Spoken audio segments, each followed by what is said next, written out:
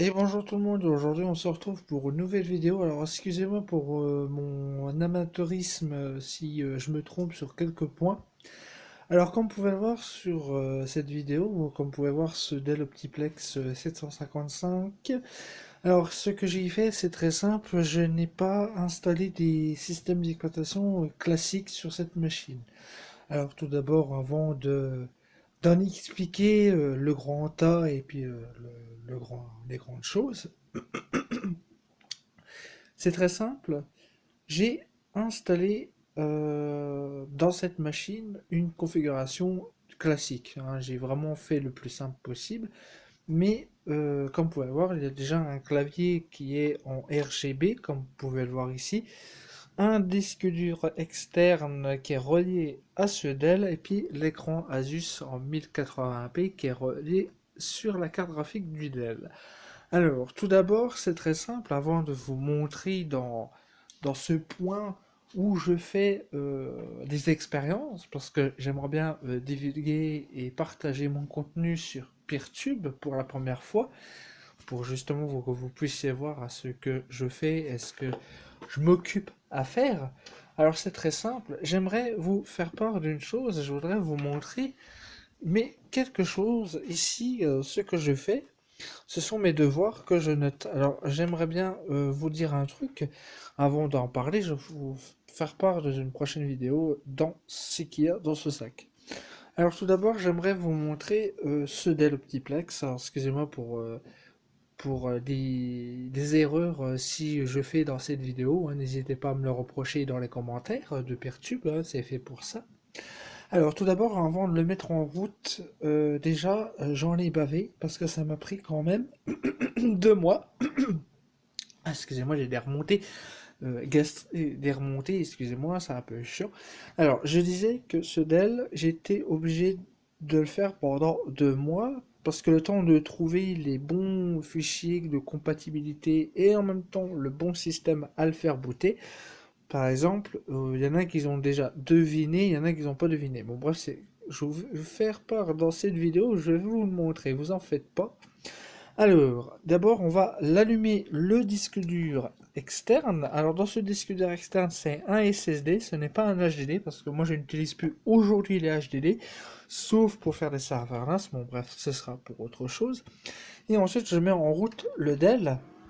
Alors, c'est très simple pour le Dell. Je suis obligé, comme je vais vous montrer, qu'effectivement... Alors, le boot du démarrage du Dell prend un peu de temps, hein. C'est un très très vieux, voilà, hein, comme vous pouvez voir. C'est un très très vieux Dell et c'est un très vieux BIOS parce que le BIOS là est très très capricieux. Alors, je vais dans Driver, dans Disquette je peux laisser Eternal, c'est dans SATA, hop, voilà, hop, et on fait sauvegarder et quitter. Ensuite, comme vous pouvez le voir, ça va afficher. Alors pour le boot, c'est très simple. Alors là, il n'a pas reconnu. Attendez 2 minutes. Alors là, c'est normal parce qu'il n'a pas reconnu le disque, hein. Voilà. Attends, je reviens. Voilà. Alors, j'ai oublié de relancer le disque, j'ai oublié de relancer mon disque dur externe pour le faire booter. Alors là, il va booter en mode EFI sur l'ordinateur, comme vous pouvez voir. Alors, pour démarrer un disque dur externe, vous allez dans Boot Maintenance Manager. Ensuite, vous allez dans Boot from Files, qui est ici. Vous faites EFI, vous faites EFI, vous faites OC et OpenCore. Là, ça va booter sur le disque dur externe. Et comme vous pouvez le voir, ça va booter un système d'exploitation sur le Dell. Bah, en fait, j'étais obligé de chercher le.